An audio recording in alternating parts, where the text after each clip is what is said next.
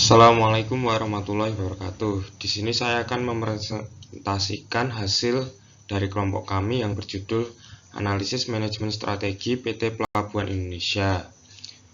Perkenalkan, nama kelompok kami Andika Arif Maulana, NIM P1001-80261, Muhammad Ilyas Rosid, B10180278, Jida Udirahman, B10180282, Faris Adriansyah, B10180284.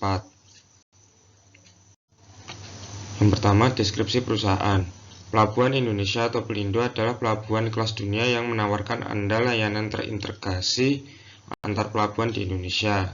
Pelindo merupakan perusahaan hasil integrasi dari 4 BUMN pelabuhan. Berdirinya Pelindo sebagai perusahaan hasil integrasi ini adalah inisiatif strategis pemerintah selaku pemegang saham untuk mewujudkan konektivitas nasional dan jaringan ekosistem logistik yang lebih kuat. Konektivitas maritim baik keterhubungan antar pelabuhan-pelabuhan di dalam negeri maupun antara pelabuhan di dalam dan luar negeri akan meningkat. Untuk menjalankan bisnisnya, Pelindo ditunjang oleh 4 unit bisnis, yaitu Pelindo Terminal Peti Kemas, Pelindo Multi Terminal, Pelindo Jasa Maritim, dan Pelindo Solusi Logistik. Untuk analisis lingkungan industri atau 5 Competitive Force, hasil analisis menunjukkan bahwa faktor politik, aspek peluang adalah hambatan masuk bagi pendatang baru, memanfaatkan sarana politik untuk bersaing dan ekspansi usaha.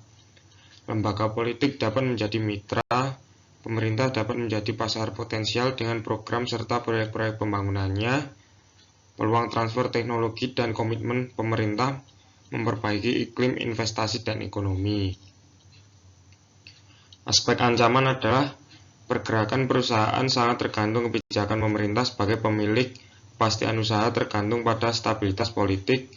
Perusahaan dapat dengan mudah ditekan oleh lembaga politik. Pemerintah muncul sebagai meta force sehingga posisi perusahaan cenderung lemah dan persaingan semakin terbuka akibat berbagai kesepakatan antar pemerintahan dunia. Untuk faktor ekonomi, aspek peluang adalah mobilitas perdagangan nasional dan internasional, terbukanya ekonomi pasar pada tingkat global, banyak tenaga kerja yang tersedia, tenaga kerja murah, posisi tawar-menawar perusahaan pekerja meningkat. Indonesia adalah pasar potensial dengan perbaikan infrastruktur, diantaranya pelabuhan, perbaikan transportasi laut, tata sistem logistik nasional.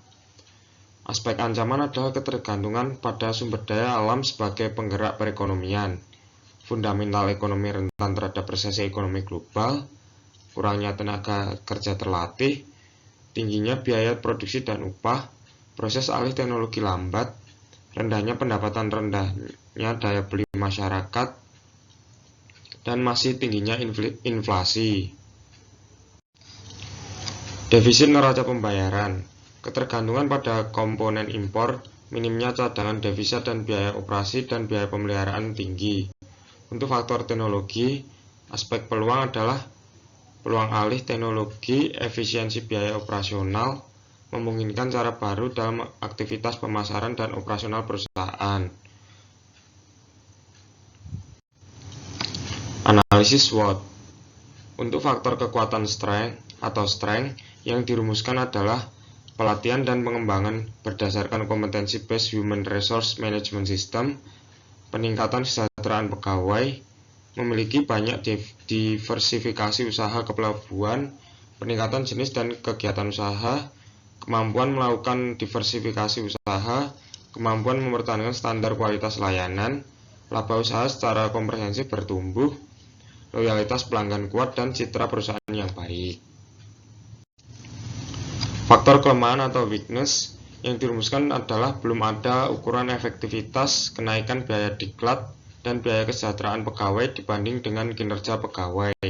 Potensi kegagalan transformasi bisnis sesuai Undang-Undang Nomor 17 Tahun 2008 yang berdampak pada potensi kehilangan laba usaha, masih ada segmen usaha yang merugi, potensi kegagalan transformasi bisnis, potensi ketidakandalan sistem informasi dan teknologi, potensi ketidakandalan pemenuhan kepuasan dari pelanggan, kecenderungan terbatasnya ruang gerak atau pasar, return on equity atau ROE mengalami penurunan dan meningkatnya waktu collection period.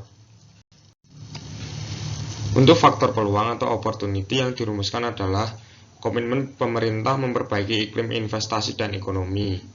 Pemerintah dapat menjadi pasar potensial dengan program serta proyek-proyek pembangunannya.